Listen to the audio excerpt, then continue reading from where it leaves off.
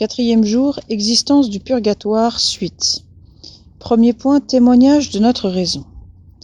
D'accord avec la foi, la raison proclame aussi l'existence du purgatoire.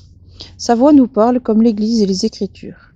Elle nous dit d'abord que Dieu, étant la sainteté même, rien d'impur ne peut entrer dans son royaume, qu'il y a une éternelle, une invincible répulsion entre le moindre mal et le bien par excellence, et qu'une âme, ne fût-elle souillée que d'une légère tache, est indigne de s'unir à lui tant qu'elle ne sera pas purifiée.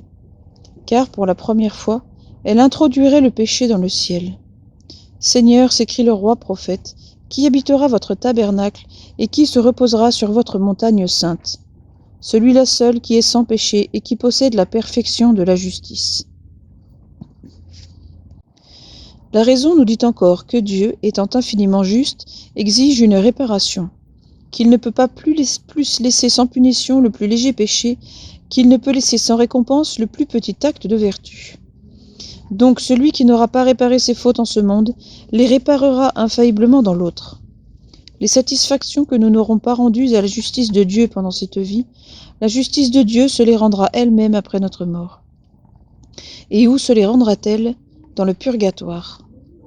Âme chrétienne, prouvons notre foi au dogme du purgatoire par une tendre charité pour les saintes âmes qui en subissent les rigueurs, et par la fuite des fautes légères qui peuvent nous y conduire nous-mêmes. Que celui qui est juste devienne plus juste encore, et que celui qui est saint devienne encore plus saint. Deuxième point, témoignage de notre cœur. Il n'y a pas de dogme catholique qui n'ait ses racines dans les profondeurs du cœur humain, disait Joseph de Maistre. C'est pourquoi nous sommes naturellement enclins à embrasser certaines vérités révélées. De ce nombre est le purgatoire. Les impies eux-mêmes, qui ont abjuré toute croyance, tout sentiment religieux, avouent avec sincérité qu'ils ne peuvent, en ces graves circonstances, retenir des prières secrètes qui s'échappent de leur cœur pour des personnes auxquelles de tendres liens les unissent étroitement. Preuve évidente que c'est là un sentiment imprimé dans le cœur de l'homme par le doigt de Dieu. Aussi le retrouve-t-on dans tous les pays et chez tous les peuples du monde. Qu'y a-t-il en effet de plus suave au cœur que cette croyance et ce culte pieux qui nous rattachent à la mémoire et aux souffrances des morts? Oui, nous avons besoin de croire qu'il existe au-delà des rives du temps un lieu d'expiation qui n'est pas l'enfer, mais la voie du ciel. Nous avons besoin de croire que nos parents et amis, prisonniers de la justice divine, sont soulagés par nos prières et nos bonnes œuvres, qu'ils nous voient et qu'ils nous entendent. Nous avons besoin de croire que nous-mêmes, un jour, nous serons soulagés à notre tour.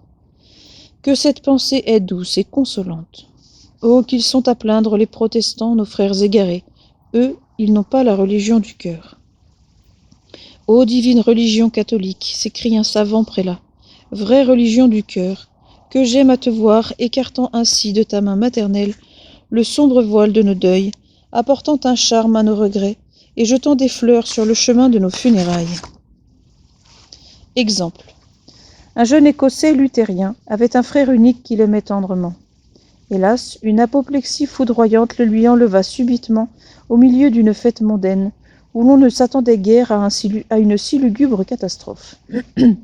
À partir de ce moment, cet infortuné fut en proie à une mélancolie profonde et incessante.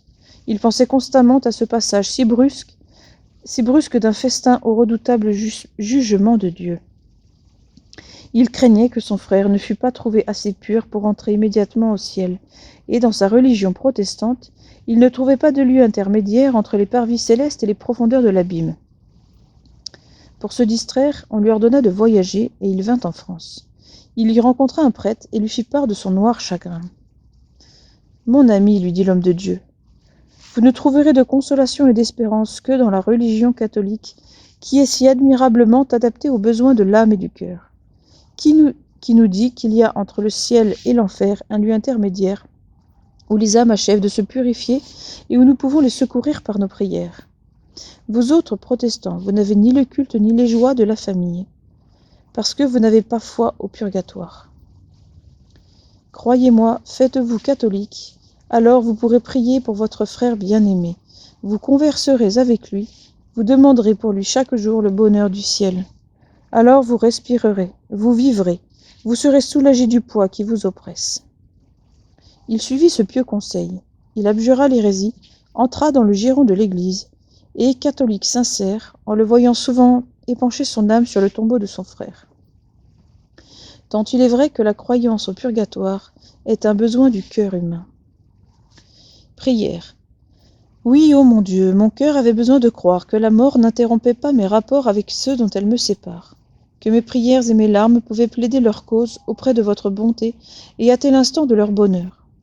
Soyez donc bénis d'avoir placé dans un des articles de notre foi une de nos plus douces consolations. Ô Jésus, soyez propice à nos frères dans ce séjour éternel, qu'ils reposent en paix, ainsi soit-il.